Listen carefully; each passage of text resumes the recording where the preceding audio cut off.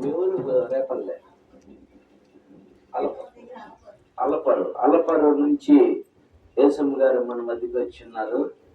చిట్టిబాబు గారు వాళ్ళ అమ్మ, ఇస్తారు వాళ్ళ అత్త మంచి 2 పాటలు పాడి ప్రభు నామాన్ని మహిమపరిచింది. అమ్మకి నా హృదయపూర్వక వందనాలు. Very good. దేవుడు నీకు ఇంకా మంచి ఆరోగ్యం ఇవ్వాల.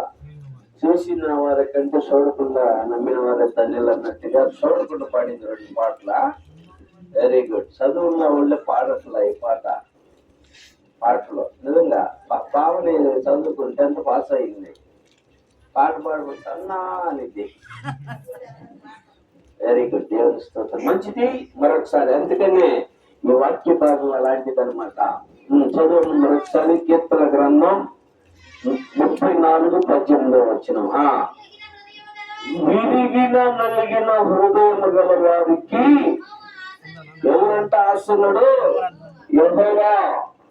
ఆసనుడు అంటే ఏంటి అర్థం? దగ్గరగా ఉన్నాడు అని అర్థం, ఇంటిలో ఉన్నాడు అని అర్థం, హృదయంలో ఉన్నాడు అని అర్థం. ఆసన్నుడు ఎవరంటే ఆసన్నుడు?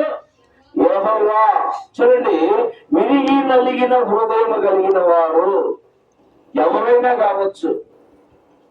ఎవరైతే విరిగి నలిగిన హృదయం అంటే ఇరిగిపోవటమో నలిగిపోవటమో కాదు. ఇరిగిపోవటం నలిగిపోవటం కాదు. కర్రనిట్టని ఎరగొట్టమో లేకపోతే నల్లగొట్టడం కాదు. చెరుగ్గాడిని ఎరగొడతారు, నల్లగొడతారు, అట్లా కాదు. హృదయం ఇరిగిపోవాలా, నలిగిపోవాలా. ఇరిగిపోవాలంటే ఏంది? చిన్న ఎగ్జాంపుల్ చెప్తున్నా. ఇరిగిపోవటం అంటే ఏంది? కుంగిడిగా రసం తీసుకొచ్చి తాగంటే తాగుతావా? తాగొద్దు అంటావు. అంటే ఏంటి? దాన్ని నువ్వు ముట్టుకో, నీకు తెలిసిపోయింది అది చేదు, దాని జోలికి నేను వెళ్ళకూడదని కఠినంగా ఉంటావు. కఠినంగా ఉండాలా. నలిగిపోవటం అంటే ఒత్తిడి పడతా ఉంటది. ఏదన్నా బరువైన వస్తువు, స్పాంజి మీద బరువైన వస్తువు పడితే ఎంత అది ఆనుకునితో అట్టలా నలిగిపోవాలి. దేంట్లో నలగాల? ప్రవర్తనలో. నీ ప్రవర్తనలో నువ్వు నలిగిపోవాలా. ఏంటి నీ ప్రవర్తనలో నలగాల్సింది? దేవునికి మాత్రమే. నీకు దేవుడు ఆశీనంగా ఉంటాడు. యెహోవా నీకు సమీపంగా ఉంటాడు.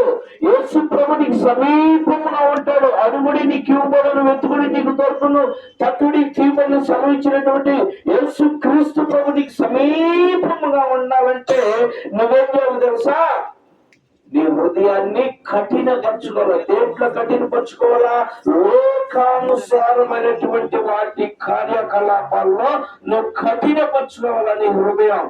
ఉదాహరణకు సినిమాకి రా, నేను రాను, నేను రాకూడదు, నేను చూడను. మందు తాగారా, నేను రాను, నేను తాగను, నేను ప్రభుని నమ్ముకున్నాను. ఇంకా వేరే కార్యకలాపాలు నువ్వేం చేయాలా? కఠినపరచుకోవాలా నీ హృదయాన్ని. వెళ్ళగొట్టుకోవాలా. నువ్వు వెళ్ళకూడని స్థలానికి వెళ్ళకూడదు, నువ్వు చూడకూడని స్థలాలు చూడకూడదు, నువ్వు అనగాని మాటలు అనకూడదు. నీ హృదయాన్ని కఠినపరచుకోవాలా. నీ హృదయాన్ని నలగొట్టుకోవాలా. దేంట్లో నలగొట్టుకోవాలా? ప్రభు సన్నిధిలో నీ హృదయాన్ని నువ్వు నలగొట్టుకోవాలా. ఎలా తెలుసా? వాక్యము ద్వారా ఉదక స్నానం చేయాలా. వాక్యము ద్వారా నీ హృదయాన్ని నలగొట్టుకోవాలా. నువ్వు వాక్యం చదవలేకపోతే వాక్యం వినాలా. వినుటి వలన విశ్వాసం కలిగింది. వినుటి వలన నీకు విశ్వాసం, నీ జీవితం మార్చబడింది అనమాట. వినుటి వలన ఒక ఐడియా నీ జీవితాన్ని మారుస్తుంది అంటారు కదా. ఒక ఐడియా నీ జీవితాన్ని మారుస్తున్నప్పుడు ఒక వాక్యము నీ జీవితాన్ని ఏం చేసింది? బలపరిచింది. చూడండి, 119 దావీదు కీర్తన 50 ఉంది. ఈ పక్కన లెమ్మని నేను చెప్తాను. 119 కీర్తన 50 నీ వాక్యమే నన్ను బ్రతికించును, నా బాధలలో నాకు నెమ్మది. వాక్యము నీకు నెమ్మదినిచ్చింది. నువ్వే బాధలో ఉన్నా కూడా నీకు నెమ్మదినిచ్చింది. పావని ఇప్పుడు నెమ్మది పడాల. పావుని నెమ్మది పడాలంటే పావుని మనుషులందరూ వచ్చి చెప్తే నెమ్మది పడితా. పావుని హృదయంలోకి రావాలా.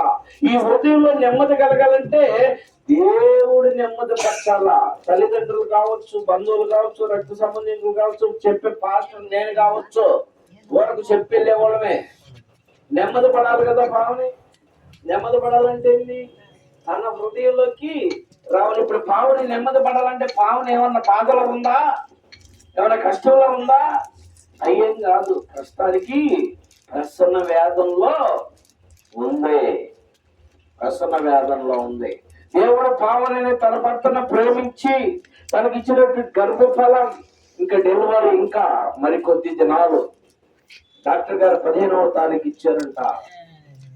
డెలివరీ టైంలో ఉంది. డెలివరీ టైంలో ఇంకా ఒత్తిడి రోజు డేట్ ఇచ్చేసాడు కాబట్టి ఒత్తిడికి గురి అవుతా ఉంటది. ఒత్తిడికి గురి అవుతా ఉంటది. చూడండి, ఒక మాట మనం ఆలోచించి